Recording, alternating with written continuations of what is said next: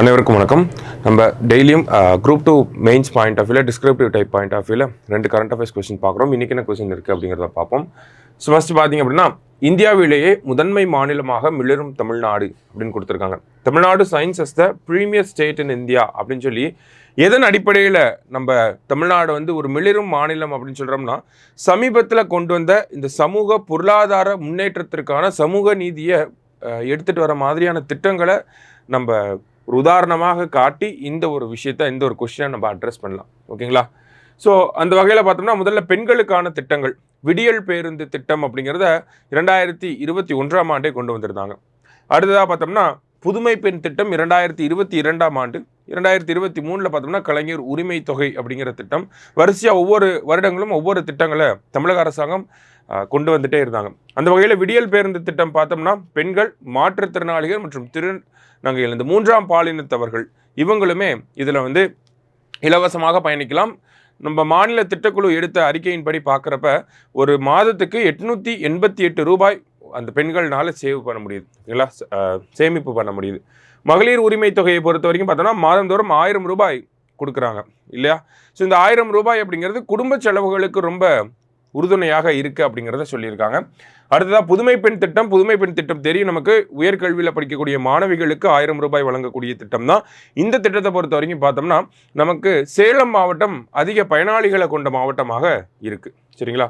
அடுத்ததாக பார்த்தோம்னா, இன்னுயிர் காப்போம் நம்மை காப்போம் 48 அப்படின்ற திட்டம். ஸோ இந்த இன்னுயிர் காப்போம் நம்மை காக்கும் 48 அப்படிங்கிற திட்டம் சமீபத்தில் பட்ஜெட்டில் பார்த்தோம்னா ஒரு அனௌன்ஸ்மெண்ட் வந்திருக்கும். இதுக்கு கீழே பார்த்தோம்னா 48 மணி நேரங்களுக்கு 1 லட்சம் ரூபாய் வரைக்கும் அந்த சிகிச்சை தொகை அப்படிங்கிறது 1 லட்சம் ரூபாய் வரைக்கும் லிமிட் இருக்குது. 48 மணி நேரங்களுக்கு தமிழக எல்லைக்குட்பட்டு யாருக்கு ஆக்சிடென்ட் ஆனாலுமே, சாலை விபத்து ஏற்பட்டாலுமே அரசாங்க செலவில் ட்ரீட்மெண்ட் எடுத்துக்கலாம். அதுக்கு மேலே அவங்க ட்ரீட்மெண்ட் எடுக்கணும்னா முதலமைச்சரோட காப்பீட்டு திட்டத்துக்கு கீழே தொடர்ந்து கண்டினியூ பண்ணிக்கலாம். சரிங்களா? தமிழகத்தை சேர்ந்த நபர்களாக இருந்தால். ஸோ அந்த வகையில் இதுக்கு கீழே பார்த்தோம்னா 1 லட்சம் ரூபாய் அப்படிங்கிறது இருந்துச்சு. இப்போ லிமிட்டை 2 லட்சம் ரூபாயை உயர்த்த போகிறாங்க. சரியா? அடுத்ததாக பார்த்தோம்னா நான் முதல்வன் திட்டம். இந்த நான் முதல்வன் திட்டம் அப்படிங்கிறது உயர்கல்வியில் மாணவர்கள் என்ன மாதிரியான கல்வியை எடுத்து படிக்கலாம், அடுத்தது மாணவர்களுக்கு தேவையான அந்த ஸ்கில் டெவலப்மெண்ட் கொடுக்கறது, போட்டித் தேர்வு படிக்கக்கூடிய மாணவர்களுக்கு ட்ரைனிங் கொடுக்கறது, இந்த மாதிரி பல்வேறு விஷயங்கள், வேலை வாய்ப்புகளை ஊக்குவிக்கணுங்கிற ஒரு நோக்கத்தோட இந்த நான் முதல்வன் திட்டம் அப்படிங்கிறது தமிழகத்தில் செயல்பட்டுட்டே வருது. அடுத்ததாக பார்த்தோம்னா பணிபுரியும் மகளிருக்கான தோழி விடுதிகள் அப்படின்னு சொல்லி, ஸோ தோழி ஹாஸ்டல்ஸ் அப்படிங்கிறது ஒர்க்கிங் விமன் ஹாஸ்டல் அப்படின்னு சொல்லுவோம். தமிழகத்தில் பார்த்தோம்னா கிட்டத்தட்ட 19 மாவட்டங்களில் இந்த தோழி ஹாஸ்டல்ஸ் அப்படிங்கிறது இருக்கிறதா சொல்லியிருக்காங்க. சரியா? அடுத்தது டிரான்ஸ்ஜெண்டர் வெல்ஃபேர். தமிழகம் தான் இந்தியாவிலே முதல் மாநிலமாக இந்த டிரான்ஸ்ஜெண்டர் வெல்ஃபேர் போர்டு அப்படிங்கிறத கொண்டு வந்திருப்பாங்க 2008ஆம் ஆண்டு. இந்த டிரான்ஸ்ஜெண்டர் வெல்ஃபேர் போர்டை பொறுத்த வரைக்கும் பார்த்தோம்னா நிறைய திருநங்கைகள் 3ஆம் பாலினத்தவர்களுடைய முன்னேற்றத்திற்காக நிறைய விஷயங்களை பண்ணிக்கிட்டு இருக்காங்க. அந்த வகையில் 40 வயதுக்கு மேற்பட்டவர்களுக்கு பார்த்தோம்னா 1000 ரூபாய் இருந்தது, இப்போ 1500 ரூபாயா அந்த பென்ஷன் மாதிரி அந்த மாத உதவித்தொகை அப்படிங்கிறத உயர்த்தி கொடுக்க ஆரம்பிச்சிருக்காங்க. மீனவர்கள் நலன் அப்படின்னு பார்த்தோம்னா, மீன்பிடி தடைக்கால நிவாரண தொகையாக 5000 ரூபாய் அப்படிங்கிறது இருந்துச்சு. ஏன்னா இந்த ஃபிஷ் ப்ரீடிங் டைமில் பார்த்தோம்னா மீன் பிடிக்கிறதுக்கு அலோவ் பண்ண மாட்டாங்க, அது கொஞ்சம் காலகட்டத்துக்கு.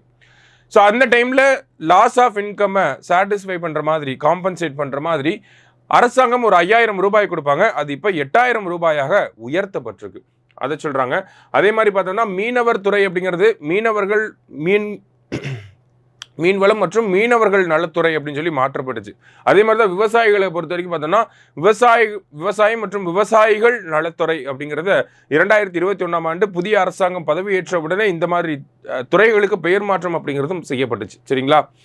ஸோ அதுலேருந்து நம்ம என்ன புரிஞ்சுக்கிறோம்னா, அரசாங்கம் விவசாயத்தை மட்டும் பார்க்காம விவசாயத்தில் இருக்கக்கூடிய விவசாயிகளையும் பார்க்குறாங்க. விவசாயிகள் நலன்துறை அப்படின்னு, மீனவர்கள் நலன்துறை அப்படின்னு சொல்லி வர ஆரம்பிச்சுது. சரிங்களா?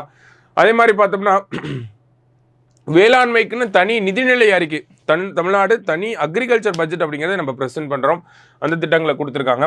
தொழில் வளர்ச்சியை பொறுத்த வரைக்கும் பார்த்தோம்னா 2030ஆம் ஆண்டுக்குள்ளே பார்த்தோம்னா $1 trillion எக்கானமியாக நம்ம அச்சீவ் பண்ணணும். அது ஒரு அப்ஜெக்டிவாக நம்ம வச்சுருக்கோம். சரிங்களா? அடுத்ததாக ஸ்டார்ட் அப் கம்பெனிஸ். ஓகேங்களா? தமிழ்நாடு பொறுத்த வரைக்கும் பார்த்தோம்னா Tamil Nadu startup and innovation policy, TANSEED அப்படிங்கிற ஃபண்டு. ஓகேங்களா? Tamil Nadu startup and innovation mission, ITNT hub அப்படிங்கிற ஒரு விஷயங்கள், ஓகேங்களா? இந்த மாதிரி பல்வேறு விஷயங்கள் இந்த உமாஜின் அப்படிங்கிற மாநாடு செய்தித்தாள்களில் சமீபத்தில் பார்த்துருப்பீங்க. உமாஜின் மாநாடு இந்த மாதிரி பல்வேறு விஷயங்கள் பார்த்தோம்னா நமக்கு இந்த ஸ்டார்ட் அப் எக்கோசிஸ்டம் தமிழ்நாட்டில் ப்ரொமோட் பண்ணுறதுக்காகவே கொண்டு வந்திருக்காங்க. சரியா? அது மட்டும் இல்லாமல் number of women start ups அப்படிங்கிறது 966 இருந்துச்சு. ஓகேங்களா? இப்போ அதை பார்த்தோம்னா 3 டைம்ஸ் வந்து இன்க்ரீஸ் ஆகி around 3100 women headed start ups அப்படிங்கிறது மட்டுமே இருக்குது தமிழகத்தில். இப்போ ஓவராலாக பார்த்தோம் அப்படின்னா எல்லா துறைகள்லையுமே ஒரு ஒரு ஒரு அப்வர்ட் ட்ரெஜெக்டரியில் தான் நம்ம இருக்கோம். ஓகேங்களா? அடுத்தடுத்த கட்டங்களை நோக்கி நம்ம போய்கிட்டே தான் இருக்கோம் ஒவ்வொரு செக்டார்லையுமே. அதனால தான் இந்த தலைப்பும் அப்படி கொடுத்துருந்தாங்க. ஸோ இந்த மாதிரியான கேள்விகள் கேட்டாங்கன்னா தமிழக அரசாங்கத்துடைய சமீபத்திய திட்டங்களை வச்சு நீங்கள் ஆன்சர் கொடுத்தா இன்னும் நல்லாயிருக்கும். சரிங்களா? ஸோ இதே மாதிரி இன்னொரு கொஸ்டினில் மீட் பண்ணலாம். தேங்க்யூ.